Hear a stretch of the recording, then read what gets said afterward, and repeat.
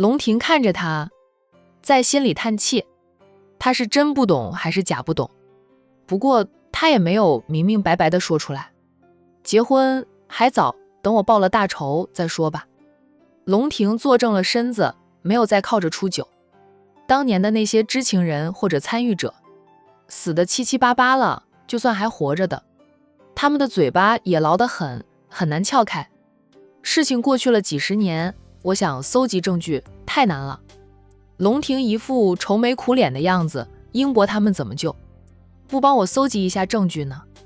初九说道，这是少爷的大仇，又不是他们的大仇，他们帮着养大少爷，教了少爷那么多，已是大恩。龙拓他爸做事没有留下把柄，哪怕很多人都知道是他做的，可没有证据证明是他害死家主一家人的。参与者都是龙庭的仇人，他们又怎么可能会将当年的事，甚至他们偷偷留下来的证据交给龙庭？那不是找死吗？但更多的知情人、参与者已死，有些是生病病死的，有些是死于意外。死于意外的那些人，龙庭认为是龙拓他爸杀人灭口，就是生病的那些人，龙庭都认为是被下药所致。没死的知情人基本上都是龙拓的，那些叔叔伯伯姑姑们，他们和龙拓一家子是一条心的，绝不可能背叛龙拓。龙庭来了 H 那么多年，搜集证据的速度堪称蜗牛在爬，太难了。主要是事隔30几年，没有足够的证据将仇人绳之于法，龙庭便只能不计地壮大龙腾集团，在适当的时候亮出家主信物，拿回家主之位。有他龙腾集团总裁这个身份，大家都知道他的能力，他坐上家主之位后，相信也能让那些任务不认人的精英们信服他的。龙拓父子俩花了30几年的时间，都做不上真正的家主之位。一旦龙庭亮了身份，他们就会对龙庭出手，那样龙庭就有证据将龙拓父子俩送进去了。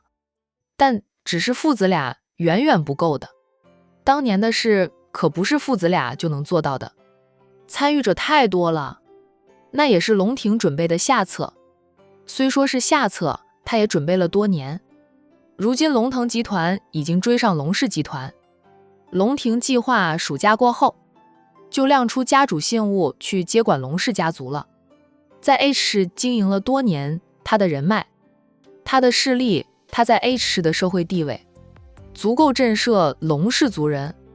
为什么要等暑假过后？因为周阳暑假期间在管城，没有人帮他打理龙腾集团，还有就是他在乎的那些家人朋友，暑假会飞过来在这边度假，他不想连累他们。等过了暑假，上班的回去上班，上学的也回去上学，周阳也会从管城过来，他没有后顾之忧，就可以接管龙氏家族了。初九今晚不回那个家了，换一个家，去咱们的新家吧。我前段时间偷偷买的新房子，咱们还没有去那里住过呢。初九说道，少爷怕遭到暗杀。我不怕，但我今晚不想跟他们干架。虽说我不是真的醉，但喝了那么多酒，行动能力有点受阻的。初九说他谁叫少爷今晚喝那么多酒，明天起来要是头痛别跟我说了，我就打电话告诉穆妈妈说你喝那么多的酒。初九，你就是个告状精，论告状谁比得上少爷你？别以为我不知道，你没少在妍妍和贝贝那里告我的状。初九吩咐司机换路线，少爷不想和人干架，那今晚就不干架了。龙拓安排在龙庭回家必经之路潜伏着，等着动手的那些杀手。潜伏一整晚都是个空谈。龙庭带着初九去了他新买的那栋别墅，那栋别墅没有他常住的庄园那么大，虽说也有院子，但院子很小巧。回到家，进了屋，龙庭往沙发上一躺，随手摘下了墨镜，扯下了口罩，舒服的道，还是回家好。对于住惯大别墅的他来说，这个小小的家却是他亲手布置的，他觉得他的世界就他和初九，不需要太大的地方，太大的地方他觉得空荡荡的。初九默默地走进了厨房，给他煮醒酒汤。龙婷任由他去准备醒酒汤，酒喝多了的确不舒服。他躺在沙发上，不知道想什么，想着想着觉得眼皮沉沉的。他闭上眼睛，想着就眯一会儿，结果真睡着了。有初九守着他，他才敢放心大胆的梦周公。谁都有可能背叛他，就初九不会。初九也不会像其他女人那样，想占他的便宜，想爬他的床。龙婷知道初九心里是有他的，只是初九死脑筋，总将自己摆在仆的位置上，深藏着对他的爱意。如同他一样，他也爱着初九，可他背负太多，他不敢往前迈出那一步。两个人都深爱着对方，偏偏谁都不说，谁都没有捅破那层纸，没有迈出那重要的一步。初九煮好了醒酒汤，端出来放在餐桌上，然后探出头来对沙发上的人说道：少爷，醒酒汤煮好了，过来喝。龙婷躺在沙发上一动不动。初九走出去，走到沙发前，才看到龙婷睡着了。他想叫醒她的，伸出手了，又缩了回来，让她睡吧。他压力大，只要出了家门，精神都高度集中，绷得太紧，也就回家才能放松放松。初九在沙发的边缘坐下，伸手摸了一下龙婷带着的人面皮，并没有帮他撕下来。撕开了，明天起来他还得重新贴一张，太麻烦。少爷会好起来的，初九轻轻地说道。龙婷睡着了，他才会流露出些许的柔情。看龙婷看了片刻，初九才起身上楼去，给龙婷拿了一张薄被下来，盖在龙婷的身上，然后他将2张单人沙发拼在一起。他今晚也要睡沙发了。龙婷睡着了，他没有那个力气将她抱上楼去。他可以叫同事帮忙，不过同事们进来帮忙，也是架住少爷上楼，那样会弄醒少爷，弄醒了他，他就很难再入睡。初九舍不得，龙婷现在睡得沉，睡得香，就让他在沙发上睡一晚，而他也陪着他睡在大厅里。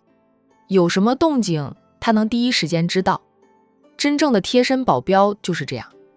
一夜无话，隔天龙婷醒来时，初九早就醒了，还做好了早餐，坐在他昨晚躺着的沙发上，坐他醒来。少爷醒了。见龙婷睁开眼了，初九起身走到他的面前，在沙发边缘坐下来，关心地问：少爷会不会头痛？龙婷眨眨眼，然后扭头看一下周围，问他：我昨晚就在这里睡，少爷昨晚在沙发上睡着了，我不想弄醒少爷，便由着少爷了。这张沙发当床用也是可以的。少爷睡着觉得不舒服吗？初九想着，要是少爷睡得不舒服，马上让管家换一张双人沙发，要睡起来有床的感觉，很舒服的那种。没有，我以为我回房里睡了，没想到在沙发上睡着。你昨晚也在沙发上睡？龙婷坐起来揉了一下太阳穴，有点头痛，不是很痛。你给我冲杯蜂蜜水喝了就行。少爷在沙发上睡了，我哪能回房里去，万一发生什么事，我都不知道，那是失职。行，我去给少爷冲杯蜂蜜水。说着，初九起身走开。很快，他冲好了蜂蜜水，端出来，将那杯蜂蜜水放到龙婷的手里。龙婷说他在家里能有什么事，这里的安全也很好的，院子里同样有人守着，有个风吹草动都知道。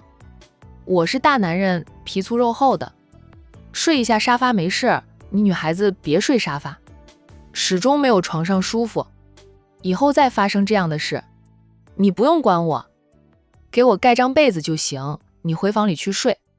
初九不说话。初九，你听见了吗？听见了，但不代表他会去做，听见了就要执行。贴身保镖。初九吐出4个字来。龙婷一下子就哑了口，不悦地瞪着他。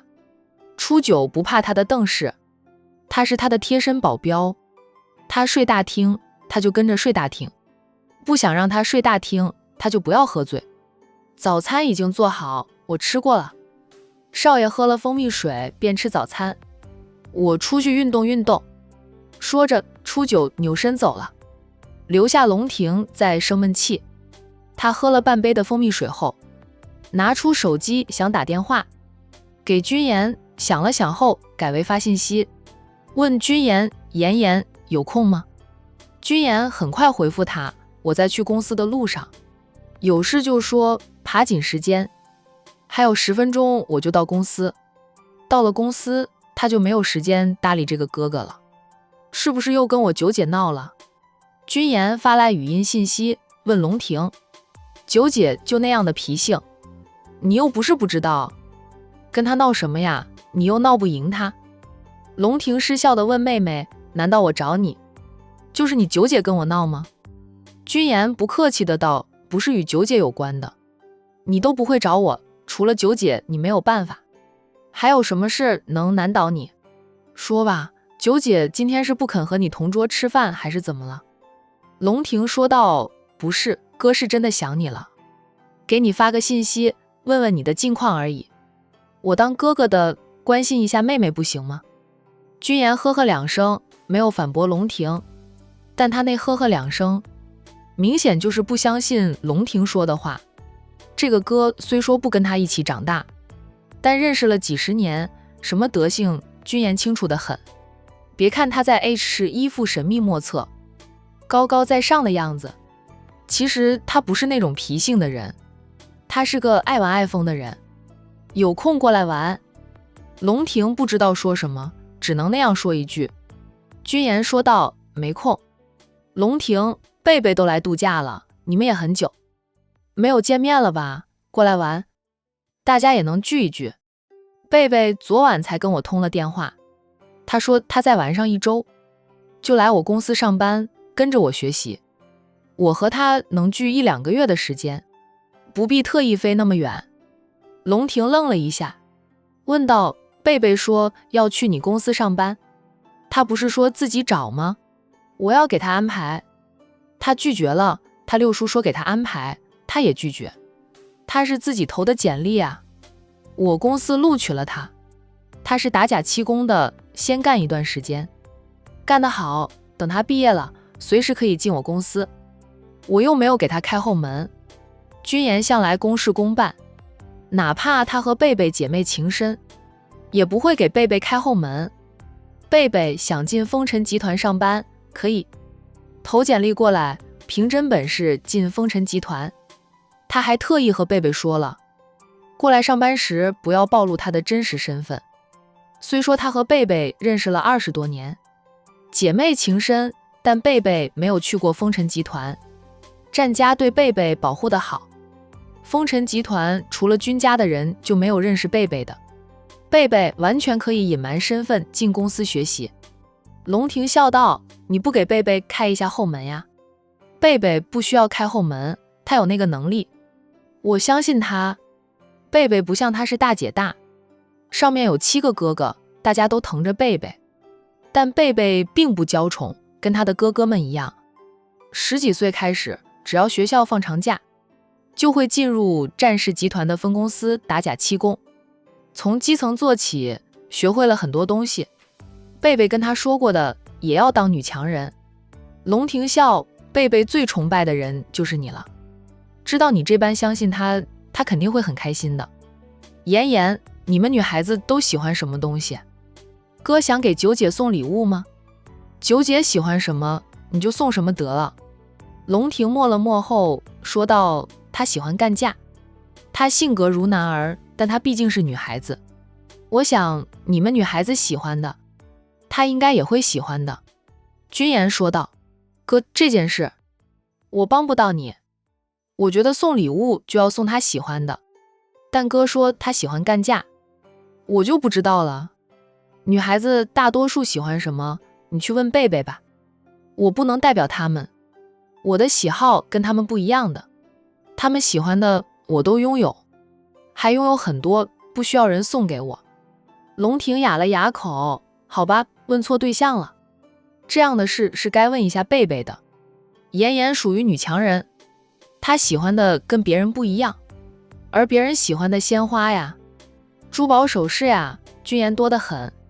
不说长辈送给她的，就是小欧阳3不5时就送一堆给她。她的珠宝首饰比珠宝店的还多。